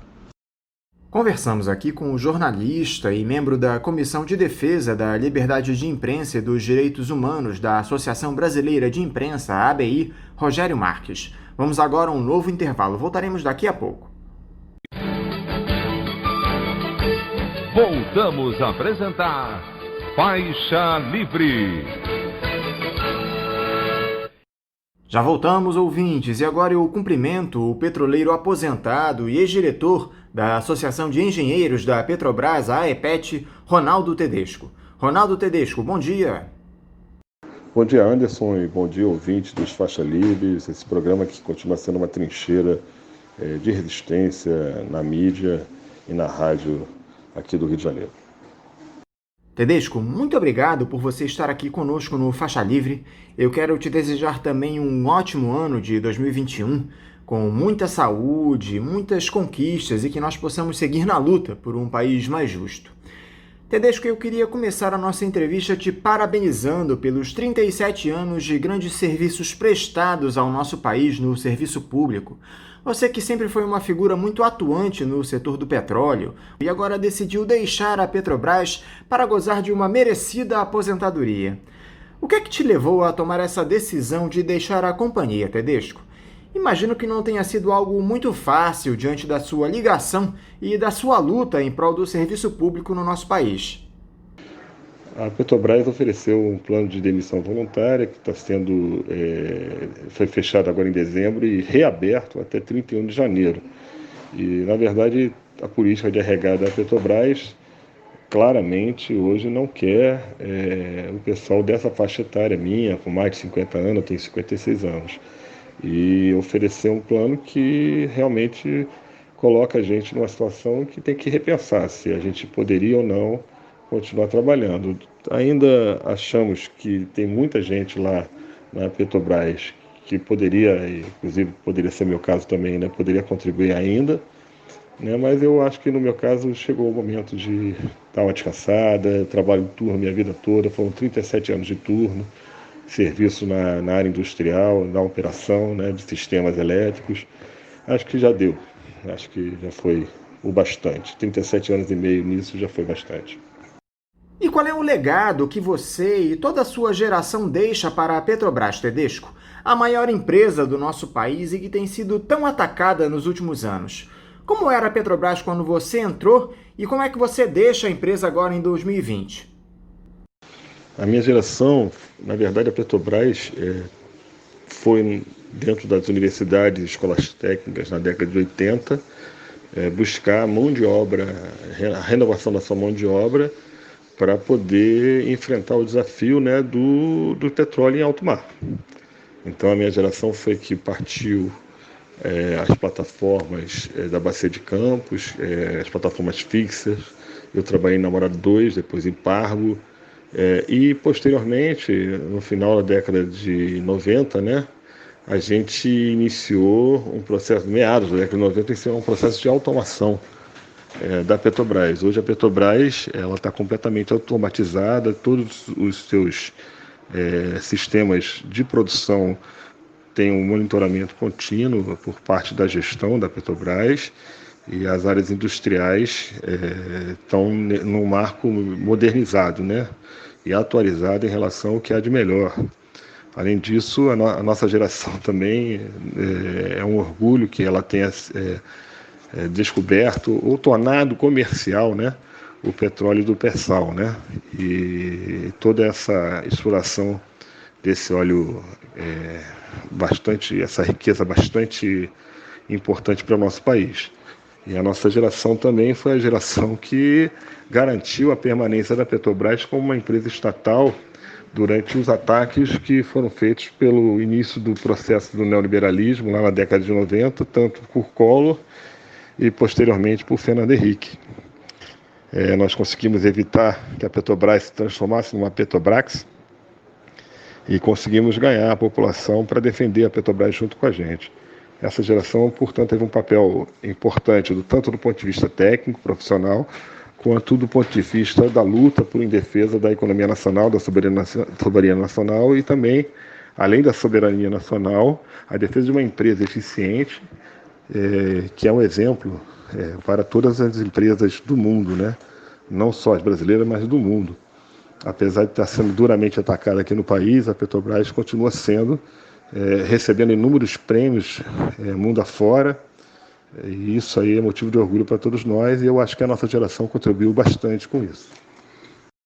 Agora, você pretende continuar na militância por uma Petrobras estatal, ainda que fora da empresa? Você já pensou o que fará daqui para frente, Tedesco? Bem, com certeza vou dar uma descansada assim, porque o corpo já não está aguentando mais. Mas descansar não significa parar de lutar, ao contrário, nós vamos ter que lutar em defesa da Petrobras, em defesa do serviço público e em defesa também, no caso dos petroleiros, tanto do plano de saúde nosso, que é a AMS, a Assistência Multidisciplinar de Saúde, quanto da própria Petros, que é o fundo de pensão da gente. Quer dizer, tem muita luta para fazer, tanto as lutas corporativas importantes que nós temos que fazer, como também as lutas gerais, né, da sociedade em defesa da soberania nacional e da própria Petrobras, que está sendo duramente atacada hoje. Então, a gente está vendo o desmonte da empresa e isso está deixando a gente extremamente triste, né? E não é possível só ficar triste, é preciso lutar, é preciso serrar fileiras, se unir para poder garantir que esses ataques possam ser, de alguma maneira, né, interrompidos e a gente possa reverter o ciclo que se iniciou aí, né, há 2 anos atrás. Então é isso, não há como parar de lutar, tem que militar e sempre deve ter um papel para cada um de nós, de qualquer maneira, nem seja para carregar faixas e bandeiras, né, organizar as reuniões sindicais, organizar as reuniões dos trabalhadores onde eles estiverem. Isso é importante, certo? Então, acho que sim, espero que tenha um papel para mim e eu estou disposto a fazer isso.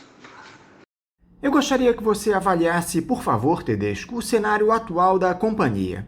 Como eu disse anteriormente, a Petrobras está sob ataque dos neoliberais já há algum tempo, atualmente sob a liderança de Roberto Castello Branco, um processo de privatização fracionada da empresa que conta com o apoio luxuoso do judiciário do nosso país.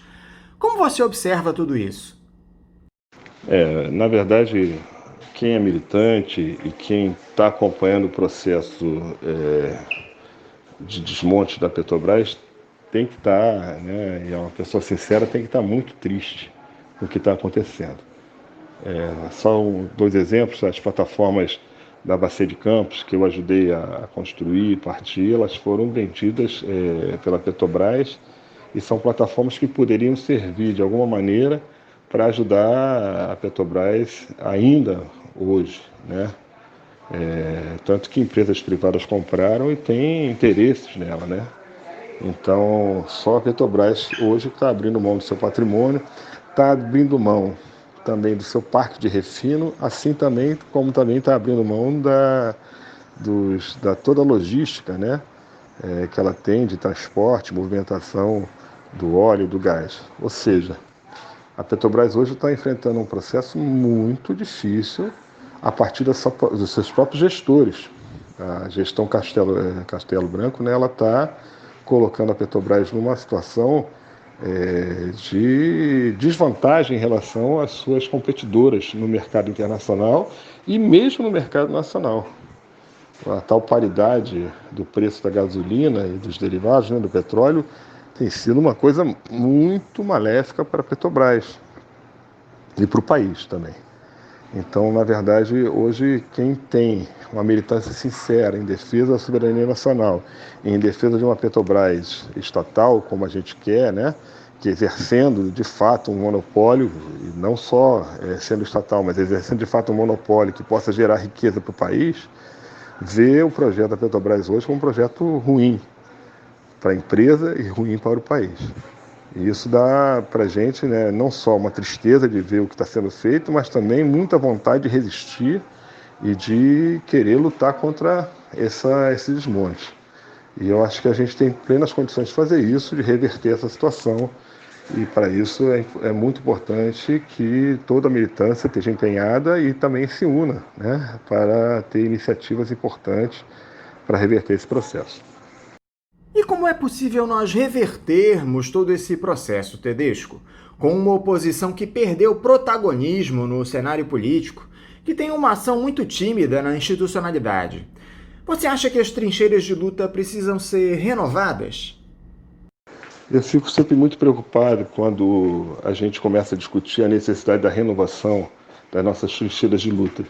Na verdade, a oposição, né, que existe hoje ao governo neoliberal e entreguista e pró-fascista do senhor Jair Bolsonaro é uma oposição que perdeu esse espaço porque a classe trabalhadora, nesse momento, está muito confusa, admitindo a hipótese de que hajam outros caminhos que não a própria luta do trabalhador contra a sua exploração e a opressão, admitindo que seja possível um caminho de correção dos problemas gravíssimos que nós estamos fazendo através estamos passando, né? Através de um projeto que é um projeto pró-fascista, é um projeto que seja que esteja colocando para os trabalhadores uma situação de extrema desvantagem através de retirada de direitos, através das privatizações, etc. Essa confusão fez com que a classe trabalhadora recuasse. E esse recuo faz com que a oposição, seja ela a oposição parlamentar ou a oposição institucional ou a oposição nas ruas, ela acaba sofrendo um revés. Então, na verdade, é exatamente essa situação de defensiva da classe, de confusão da classe, que está fazendo, da classe trabalhadora, que está fazendo com que o papel da oposição seja perdido.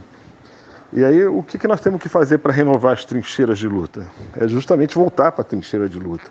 Voltar para as fábricas, para as escolas, para todas as estruturas dos trabalhadores e tentar organizá-los, tentar fazer com que as dúvidas sejam respondidas, fazer muita propaganda sobre as questões tanto nacionais quanto da Petrobras, quanto as questões trabalhistas, quanto as questões sociais, explicar pacientemente para os trabalhadores que esses caminhos não nos levarão à vitória, ao contrário, a graves derrotas. E essa confusão que os trabalhadores estão passando nesse momento, elas vão ser superadas justamente com a luta dos trabalhadores, na medida que eles forem se sentindo fortalecidos para que a gente possa reverter, né, lutar e reverter esse estado de coisas. Então a renovação, na minha opinião, passa por isso. Não é uma renovação simplesmente de reformular o que nós estamos fazendo, mas sim de voltar lá na trincheira de luta e conversar com quem de fato tem que lutar. Não é a vanguarda, não é inteligência, não são os quadros mais formados, somente que vão lutar. Esses precisam estar na luta e precisam estar na defesa dos ideais da classe trabalhadora, mas é a classe trabalhadora que tem que voltar a ocupar seu espaço e assim nós vamos conseguir encurralar o nosso inimigo e encurralar aqueles que estão querendo vender a Petrobras, estão querendo reduzir direitos, querendo privatizar, querendo todo esse tipo de coisa que nós estamos vendo aí. Que tipo de estratégia, na sua opinião, pode ser utilizada para que a população brasileira se dê conta de que a privatização da Petrobras se configura em um verdadeiro assalto ao nosso país? Parece que as pessoas estão anestesiadas diante de tantos problemas provocados por essa retórica neoliberal. É muito evidente que a pandemia tem dificultado as mobilizações populares contra esse governo. Mas não há alguma outra forma de se atingir a população neste cenário, Tedesco? Sempre há diversas formas de a gente poder ajudar a população e ajudar os trabalhadores a compreenderem melhor o que está acontecendo com a gente no dia a dia, com a Petrobras, né, com os nossos direitos. Sempre há. Mas a questão central, eu penso, é justamente que não foi só o projeto neoliberal que confundiu a classe. A nossa classe ficou confusa porque nos últimos anos um setor da chamada esquerda institucional, né, liderado pelo PT, pelo próprio PCdoB, né, esteve à frente do governo durante 12 anos quase, né, cerca de 12 anos, e não conseguiu implementar um projeto diferente do que vinha sendo feito. A diferença existiu, algumas diferenças, sim, o Bolsa Família foi uma iniciativa importante, outras questões mais pontuais, mas estrategicamente o fortalecimento, por exemplo, de uma indústria nacional não aconteceu.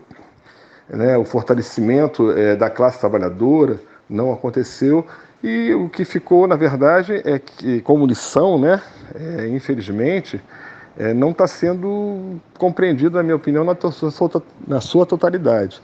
Qual a lição? A lição é que nos últimos anos, vamos botar aí 15 anos, né, 16 anos, nós tivemos lutando aí de alguma maneira para poder fazer uma aliança com os setores da burguesia para poder viabilizar um governo de trabalhadores e essa estratégia não deu certo. E no lugar dessa estratégia que está sendo proposto, novamente a mesma estratégia. Olha, nós temos que fazer uma frente ampla, nós temos que fazer isso, fazer aquilo. Olha, eu acredito que se a gente voltar às trincheiras de luta lá dos trabalhadores, conversar com eles, explicar que esse projeto foi que nos levou até onde nós estamos, talvez os trabalhadores tenham outra opinião sobre o que fazer. Mas nesse momento a vanguarda ainda está acreditando, porque se sente muito atacada, né? Ainda está acreditando que é possível fazer algum tipo de iniciativa junto com os setores da burguesia para derrotar Bolsonaro, para derrotar o neoliberalismo. Na minha opinião, isso gera mais confusão, infelizmente.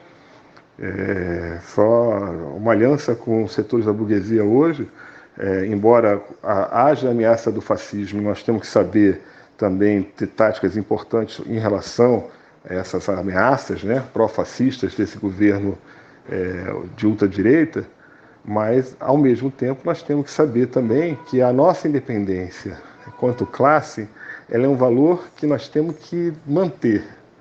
E essa independência, na minha opinião, é a questão estratégica. Então, nós temos que manter essa independência, ao mesmo tempo, de criar táticas importantes para poder encurralar também, de alguma maneira, né, os inimigos da nossa classe. Então, são questões que se apresentam no dia a dia para a gente. Como lutar, como fazer, por exemplo, participando no Congresso, fazer a nossa diferenciação e, ao mesmo tempo, derrotar nossos inimigos. Essa é uma ciência que nós temos que estudar, não é uma coisa muito fácil de fazer, mas é importantíssima, estratégica. E qual é a avaliação que você faz, Tedesco, para esse governo do Jair Bolsonaro, que entra na segunda metade do seu mandato, ainda conservando um bom nível de popularidade, essa é que é a verdade, mesmo com todas as atrocidades que ele tem cometido contra a população brasileira? Eu, pessoalmente, eu não tenho me dedicado muito ao debate nos últimos meses, aí, em função de questões pessoais e tal, até pelo fato de estar saindo da Petrobras, a minha esposa também se aposentou, tivemos problemas familiares e não tenho acompanhado o debate aí que nós temos feito. Mas, pessoalmente, tem uma coisa que eu acho que a gente deve considerar bastante, nessa questão da disputa ideológica, né, no campo das ideias com esse governo e com qualquer governo que se apresente, que é o fato de que este governo tem uma militância ativa que representa aí não os 34, 35, 37% de pessoas que o apoiam, mas uns 10%, né, de pessoas que o apoiam militam também por ele, atuam com ideias de direita na mídia, na internet, entendeu? Publicamente, nas ruas, e tem uma atitude muito agressiva com relação a esse debate de ideias, ignorando argumentos e reafirmando os seus pontos de vista, e por isso que eu digo que é um governo pró-fascista, porque tem uma metodologia, né, muito similar ao que o fascismo aplicou, né? E só que ainda acho que não é um governo de ultradireita, mas ainda não é um governo com toda a metodologia fascista consolidada. Mas ele tem essa militância, e isso nós temos que entender. Isso significa que a militância nossa, do nosso campo, né, do campo da classe trabalhadora, ela tem que se aprumar, ela tem que ir para o debate, ela tem que enfrentar esse debate, ela tem que enfrentar de forma bastante dura, né, com essa militância que apoia o governo de Jair Messias Bolsonaro. Esse governo não é um governo que tenha possibilidade de construir nada mais do que está sendo feito, do jeito que, nesse momento, com a metodologia que utiliza. Ele não vai mais além do que isso. Agora, se a gente deixar crescer e se organizarem e tornar esses ataques, né, da disputa ideológica, um ataque também físico aos trabalhadores, à militância de esquerda, conforme o fascismo foi surgindo na Alemanha fez, né? Então aí sim, aí ele se torna um grande perigo para a classe, e aí muda-se completamente as condições desse embate.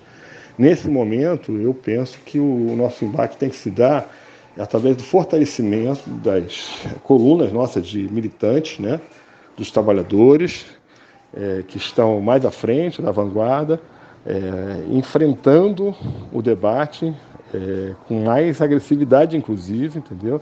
E colocando o seu ponto de vista.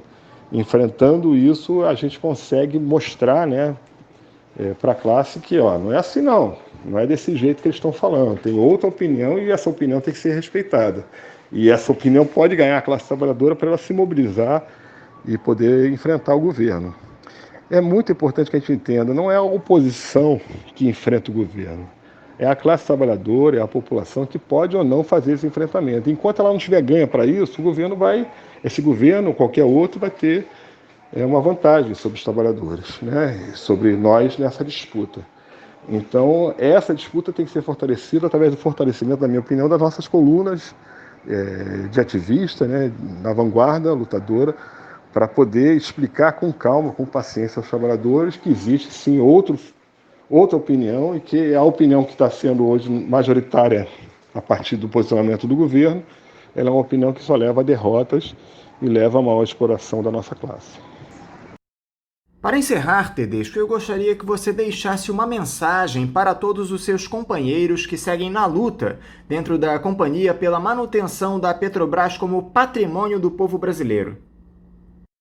Anderson, é muito importante que a gente esteja sempre unidos, procurando se organizar e juntos podemos encontrar alternativas para a gente poder sair da situação que nós estamos vivenciando nesse momento.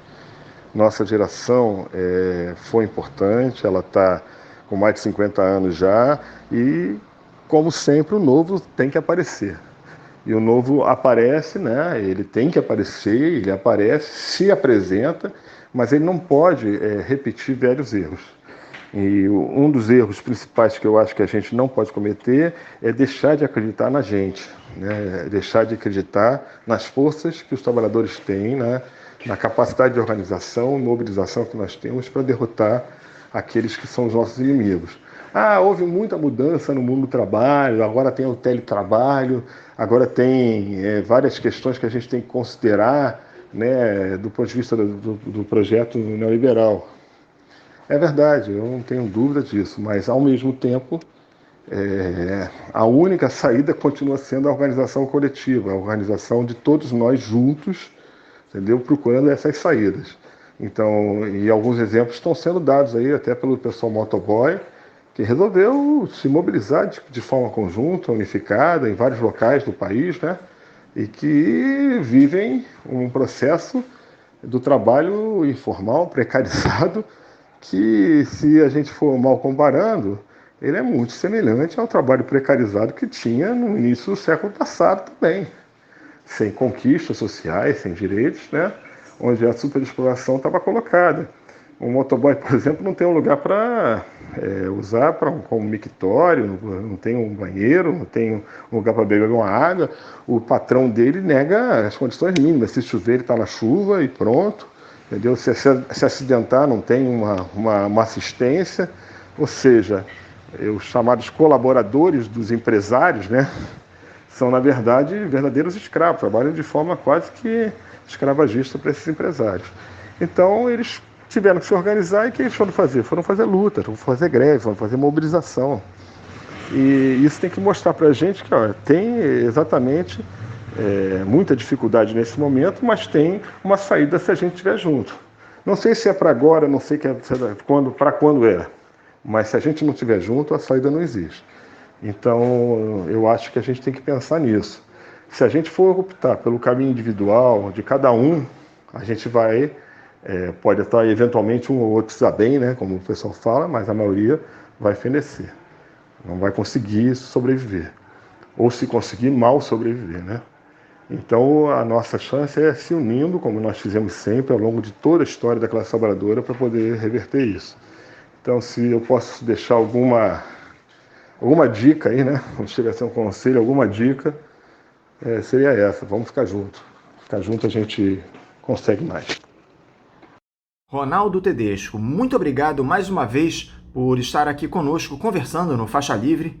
Eu quero também te agradecer por toda a força que você nos deu aqui no programa ao longo desses 26 anos em que nós estamos no ar.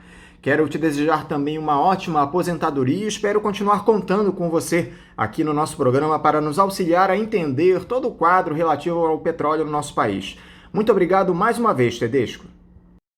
Obrigado, Anderson. Obrigado aos companheiros do programa Faixa Livre. Continuo dizendo, o programa Faixa Livre é muito importante que permaneça não só na internet, mas como no rádio também, sendo uma referência da esquerda, um palco dos debates, né, onde tem que ser feito esse debate entre nós, das nossas diferenças, publicamente, que as pessoas possam se expressar e possam colocar aqui quais são os caminhos que a classe tem. E o debate não é menos importante. Uma coisa que a gente aprendeu aí no teletrabalho, né, que está acontecendo, é que o debate está sendo prejudicado pelo teletrabalho e a inteligência está sendo prejudicada. Então a gente está precisando, né, de programas como Faixa Livre, de momentos de debate como Faixa Livre proporciona, para que a gente possa seguir adiante. E contem comigo sempre aí, eu agradeço a oportunidade, um grande abraço a todos. Não estou me retirando para os aposentos, eu estou apenas parando de trabalhar nesse momento na Petrobras, mas vou continuar aí na luta junto com todos. Um abraço.